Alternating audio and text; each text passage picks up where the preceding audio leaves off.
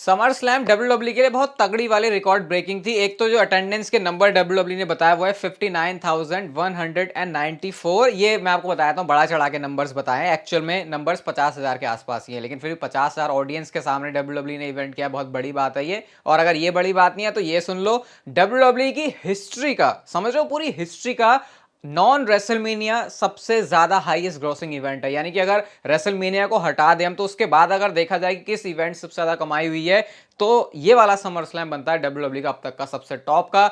यानी कमाई धमाई पैसा वैसा बड़ा मोटा छप गया समर स्लैम से। Okay, hello chatters, my name is Rohit and you are watching wrestle chatter. Welcome है गाइस आपका वॉइस ऑफ रेसलिंग के एपिसोड नंबर 193 में। पेटी भर के, बोरी भर के पेटी पैक अपडेट्स हैं आपके लिए। सबसे पहले शुरू करते हैं रोमन रेंस के उस स्टैट से जो कि हमको उनके जे उसो के साथ मैच जो हुआ उससे पता चला, और जो उनका अभी तक ये मेन रोस्टर पर रेन रहा है उनके पूरे करियर में। ट्राइबल चीफ वाले करियर की बात नहीं हो रही, पूरे करियर की बात हो रही है।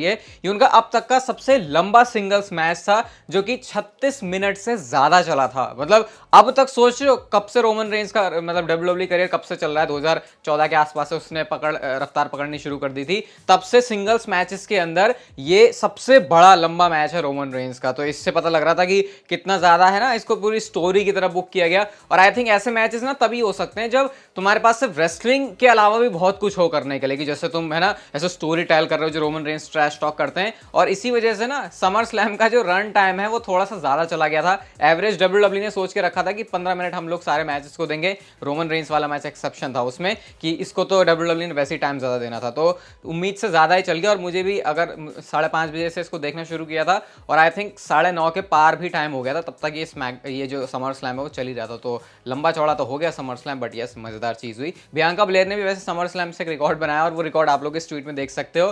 प्रेस्टीजियस रिकॉर्ड वो रखती हैं, सबसे लंबा और सबसे छोटा विमेंस मैच करने का समर स्लैम में और सेम नाइट में। मतलब कि एक तो वो ट्रिपल थ्रेट मैच में थी तो वो वैसे एक लंबा मैच था समर स्लैम के लिए, और उसके बाद जो शॉर्टेस्ट मैच था जब कैश इन हुआ उनके ऊपर आके। तो रिकॉर्ड पर रिकॉर्ड तो समर स्लैम ने बनाया इस प्रीमियम लाइव इवेंट के अंदर। हम चलते हैं अपनी अगली स्टोरी की तरफ, और ये थोड़ी सी आपके दिल को या ज़्यादा हो सकता है छू ले। ये आप वीडियो फुटेज देख सकते हो जहाँ पे जे उसो भाई लिटरली रो रहे हैं जब वो रोमन रेंस के साथ अपना मैच जो है हार जाते हैं, क्योंकि इस मैच में उनको ट्राइबल चीफ बनना था बट वो चीज़ उनके साथ हो नहीं पाई। और दुख तो वैसे इस बात का भी और ज़्यादा हुआ होगा कि जिमी उसो ने आकर उनको बिट्रे किया, और उसके बाद ऐसे रोने रोने के बाद जे उसो वहां से चले भी जाते हैं। जे उसो के बारे में एक मैं आपको मस्त वाला स्टैट बताता हूं, यहां आप देख सकते हो मेन इवेंट जे उसो ने 2023 में क्या किया है। और अभी रोमन रेंस के बारे में हम सिर्फ बात करते हैं ना, जरा उसको भी डिकोड करेंगे। अभी रेसलमेनिया की नाइट 1 का उन्होंने जो हाईएस्ट गेट हुआ था रेसलमेनिया की हिस्ट्री का, फिर मनी इन द बैंक में जो उन्होंने किया था वो था डब्ल्यूडब्ल्यू का हाईएस्ट ग्रोसिंग अरेना इवेंट, और उसके बाद अब जो समर स्लैम है तो ये भी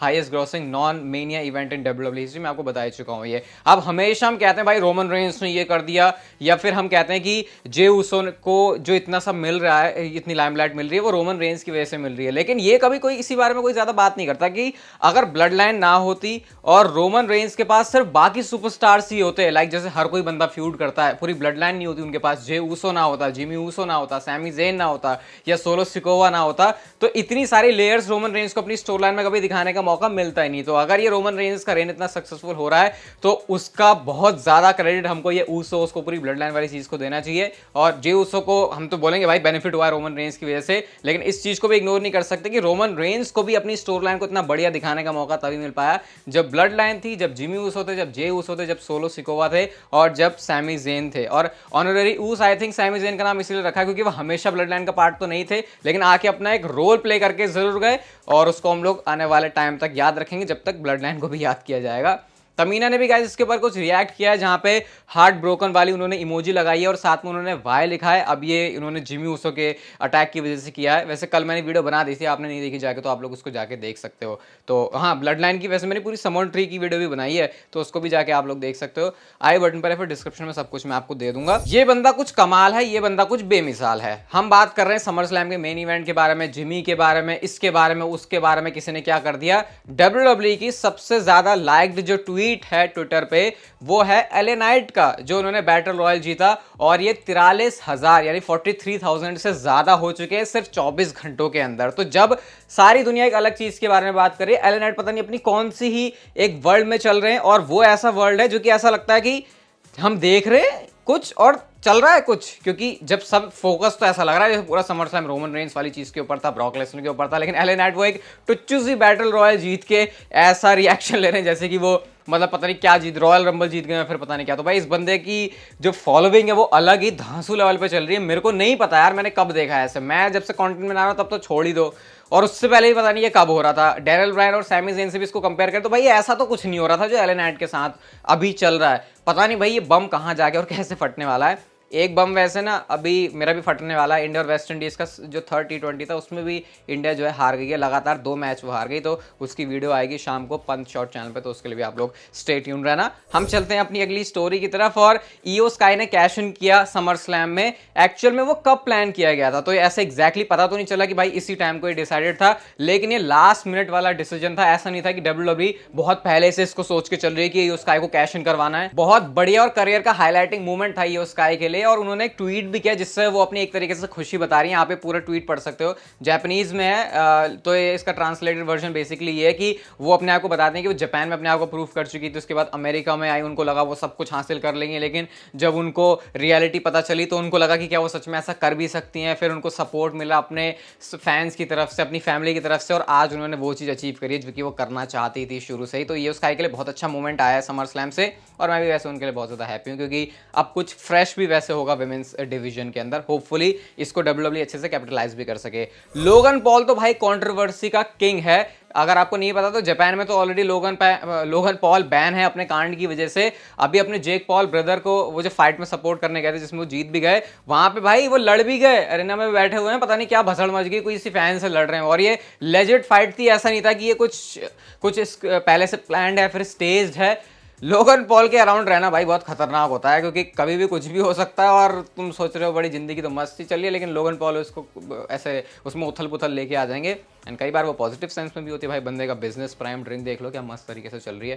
पॉल हेमन ने भाई कुछ ऐसी बात बताई है जो कि सारे उन रूमर्स के ऊपर एक पूर्ण विराम लगा देगी कि ब्लड लाइन की स्टोरी कभी कहीं से भी खत्म हो रही है। तो पॉल हेमन ने सबसे पहले तो ये बोला कि हम अभी भाई क्या बोला उन्होंने एग्जैक्टली, वो बोलते हैं कि बॉटम ऑफ द 3rd में हम अभी अपनी इस इनिंग के, मतलब कि अभी तो ये शुरू हुई है, अभी हमने भागना भी शुरू नहीं किया, हमने लंबे कदम रखना भी शुरू नहीं किया। फिर वो ब्रॉक लेसनर के साथ भी कंपैरिजन कर रहे हैं कि मैं ब्रॉक लेसनर के साथ इतना कमाल का काम वैसे ही कर चुका था, तो अब मुझे इससे तगड़ा और क्या करना था, तो इसलिए मैंने रोमन रेंस को चुना और आज देखो मैं क्या कर रहा हूं। एंड वो फिर ये भी बोलते हैं पिछले 3 साल में मुझे कोई मूवमेंट याद नहीं आता जो कि मैंने रोमन रेंस के साथ शेयर किया हो और वो कोई हाईलाइट ना बना हो मेरी करियर का, या फिर मेरे जो भी जिस भी वे में आप मुझे लेना चाहते हो। तो पॉल हेमन ने इस तरीके से प्रेज किया। एंड अभी स्टोरी पिक्चर अभी बाकी है मेरे दोस्त, वो वाला सीन पॉल हेमन बेसिकली ये बोलना चाह रहे हैं। बहुत कुछ होने वाला है अभी इस चीज़ में। जिमी ऊसो ने ऐसा कांड वांड क्यों किया वो मैंने बनाई है वैसे वीडियो कल, और ब्रॉक लेसनर के बारे में तो आप लोग उसे जाके भी देख सकते हो। दोबारा क्यों बोल दिया।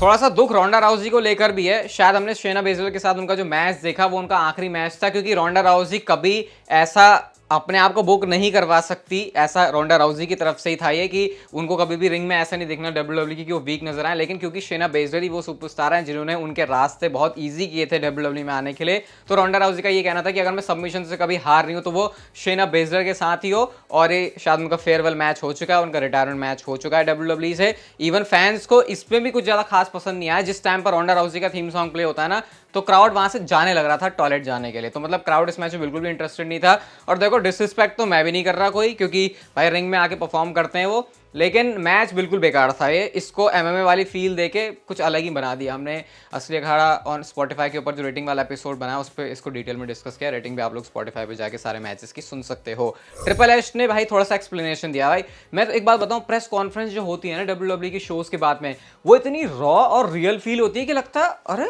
इनसे तो कुछ भी पूछ सकते हैं। मतलब अगर अपॉर्चुनिटी मिले वहां जाके बात करने की तो सच में मजा आ जाए। ऑस्टिन थ्योरी के बारे में उनसे सवाल पूछते हैं, हमारा यूएस टाइटल जो यूएस चैंपियन है वो बंदा बैटल रॉयल में क्या कर रहा है, तो उसको इतने सैवेज रिप्लाई में ट्रिपल एच ये कहते हैं आई गेस अगर वो बैटल रॉयल में है तो वो शायद जीतने के लिए गया होगा उसमें। ऐसे ट्रिपल एच को वो ट्रिपल एच इस बात पर रिस्पॉन्ड करते हैं। बेसिकली समझ जाते हैं ट्रिपल एच की इस बंदे का क्या क्वेश्चन है। वो कहते हैं कि हर बार तुम शो पर नहीं हो सकते, स्पेशली जब टाइम बहुत ज्यादा लिमिटेड है, तो हमको फिगर आउट करना पड़ता है कि कैसे चीजें हर एक सुपरस्टार को लेकर चलवानी है आगे। बट ऐसा नहीं है कि ट्रिपल एच को देख के लग रहा है कि उन्होंने बिल्कुल अपनी जो होप्स हैं वो एंड कर दिए ऑस्टिन थ्योरी के लिए। इवन जो उन्होंने उनको एक अभी रन दिया था रिसेंटली, ये रिसेंटली तो नहीं यार, रेसलमेनिया से पहले वो जो चल रहा था चीज, अगर वो चीज आगे भी भी कंटिन्यू रहती तो फिर शायद ऑस्टिन थ्योरी में इंटरेस्ट आएगा। मेरा खुद इंटरेस्ट चला गया भाई ऑस्टिन थ्योरी से, पता नहीं इतना भी क्या क्या गलत हो रहा है। होपफुली ये चीज़ जल्दी से सही हो जाए उनके साथ। अगली चीज़ भी कोडी रोड्स के बारे में उन्होंने बोली इस प्रेस कॉन्फ्रेंस में, और वो बोलते हैं हाँ भाई बताओ कहाँ है वो लोग जो कि कह रहे थे कि अरे कोडी के साथ तो गलत हो गया, वो तो तबाह हो गया रोमन रेंज से हार के। हमेशा जब तुम गिरते हो ना तो तुम उठते जरूर हो। और उन्होंने बताया कि ब्रॉक लेसनर ने और कोडी रोड्स ने जो किया समर स्लैम में, तुम कितने लोगों को देखते हो कि ब्रॉक लेसनर ऐसा कर रहा है कोडी रोड्स के साथ में, तो मतलब किसी एक सुपरस्टार के साथ में जिन्होंने कोडी रोड्स के साथ किया। तो अभी तो तुम आगे देखोगे कोडी रोड्स को और ज़्यादा फूलता फलता हुआ देख के। और अच्छी बात यह है कि ट्रिपल एच भी काफ़ी पसंद कर रहे हैं इस चीज़ को कि कोडी रोड्स के साथ जो भी चल रहा है, एंड उनको वो अच्छी डायरेक्शन पर ही लेके जाएंगे। ऐसा नहीं होने वाला कि उनका जो मूवमेंट है वो कुछ बर्बाद हो जाए। समर स्लैम में हम लोग रैंडी ऑर्टन को भी एक्सपेक्ट कर रहे थे, वो चीज़ कहीं पर भी नहीं थी। अभी भी उसका जो दुख और दर्द है वो दिमाग में है, रात में नींद नहीं आई है अच्छे से। तो जो एक अकाउंट है मैंने आपको बताया था रेप थ्योरी, जिसने नया सॉन्ग भी निकाला है रैंडी ऑर्टन का, वो बड़ा टीज कर रहा था इस चीज़ को। अब इसके बाद भी एक बंदे ने ट्वीट करके पूछा या क्या किया, just waiting for the day we can hear this glorious theme on TV, यानी ये जो रैंडी ऑर्टन का नया वाला थीम है। तो इसके बारे में रेप थ्योरी बोलते हैं believe the time is near. तो अभी भी वो काफी पॉजिटिव है इस चीज को लेकर। और भाई इस बात को बताने से जरूरी है कि ऐसा नहीं कि कोई भी अंजर पंजर बंदा ये बता रहा है, ये लिटरली वो बंदा है जिसने ये थीम सॉन्ग बनाया ही है और ये लिंक्ड है उन चीजों में। तो फिर ये अगर बोल रहे हैं तो फिर मान सकते हैं चीज़ों को। बट अब मैं नहीं रखूंगा भाई, हर बार ही कहता हूँ मैं इतनी एक्सपेक्टेशन नहीं रखनी चाहिए। लेकिन रैंडी ऑर्टन को देख के तो लग रहा था ये बंदा आ जाएगा, बट हुई नहीं वो चीज़। आज ना वैसे रात को 9 या 9:30 बजे के आसपास हम मंडे नाइट लाइव भी करने वाले हैं समर स्लैम के बारे में बहुत सारी बातें, कल की रॉ के बारे में बहुत सारी बातें करने के लिए। तो आ जाना शाम को, मस्त आराम से लाइव स्ट्रीम करेंगे इसी चैनल पे रेसल चैटर पे। रोमन रेंज का रिएक्शन क्या है भाई, तो रोमन रेंज तो अपने मस्त अपना स्टेटस कंटिन्यू कर चुके हैं। ट्राइबल चीफ वाला ट्वीट मारा उन्होंने, बीच में मस्त तरीके से बैठे हुए हैं, umbrella service and still the only tribal chief, ऐसा करके वो टीज कर रहे हैं भाई, छेड़ने की कोशिश कर रहे हैं जे ऊसो को। बट मुझे लगता नहीं है कि जे ऊसो स्टेप अप करेंगे रोमन रेंज के सामने और इस बात की है ना कोशिश करेंगे कि यार चल फिर से रोमन रेंज के सामने लड़ते हैं, क्योंकि अब हमको पता चल चुका है कि इस कंपनी में सिर्फ एक ही ट्राइबल चीफ है और वो है Roman Reigns, unless and until वो सुपरस्टार नहीं आ जाता, जिसके बारे में एक्सपेक्टेशन रखने की जरूरत नहीं है। आज की फाइनल स्टोरी है ब्रॉक लेसनर के बारे में। तो कल मैंने पूरी एक वीडियो में ही बताया था, जो मैंने दिन में डाली थी वीडियो, कि ब्रॉक लेसनर का रिटायरमेंट वाला क्या सीन है। आप लोग उसको जाके ज़रूर देखना चैनल पर, जो दोनों वीडियोस है कल। और वैसे तो समर स्लैम की रिव्यू वाली वीडियो 14 पे ट्रेंडिंग थी, तो उसके लिए भी आप लोगों को धन्यवाद एक बार फिर से। वैसे मैंने ऑलरेडी कम्युनिटी टैब पे बोल दिया है। तो समर स्लैम के बाद ब्रॉक लेसनर का क्या स्टेटस है, पे बैक के लिए स्टिल उनको एडवर्टाइज किया जा रहा है, यानी कि ब्रॉक लेसनर कोई ब्रेक पर नहीं जा रहे डब्ल्यूडब्ल्यूई से, इस बात की पॉसिबिलिटी बहुत ज़्यादा है और वैसे ही अपना काम जो कंटिन्यू करने वाले हैं। हाँ ये थोड़ा सा है कि अभी भी हार गया ब्रॉक लेसनर वैसे, और ब्रॉक लेसनर के दिन क्या खत्म हो रहे हैं डब्ल्यूडब्ल्यूई में। बट फिलहाल जितने मजे लेने हैं ब्रॉक लेसनर के ले लो, वरना बाद में बोलोगे यार ब्रॉक लेसनर था बड़ा अच्छा था, वैसे जैसा बीस्ट हमने देखा नहीं डब्ल्यूडब्ल्यूई के रिंग में। तो जो चल रहा है उसको भी एंजॉय करो। ये वीडियो एंजॉय करी तो उसको लाइक शेयर सब्सक्राइब और नोटिफिकेशन बेल को ऑन कर देना। And see you guys in my next video.